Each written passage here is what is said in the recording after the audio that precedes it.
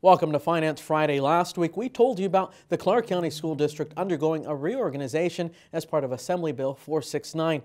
We call it Clark County Schools Achieve. One big factor is requiring CCSD to provide schools at least 85% of unrestricted funds directly in school strategic budgets for the upcoming school year. In fact, CCSD is at 88%. One way that is being accomplished is through service level agreements. So let's break down the numbers.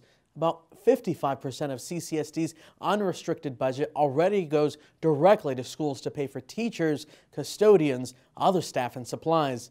Another roughly 33% of CCSD's unrestricted funds go to provide services to schools such as transportation for students and maintenance of school grounds.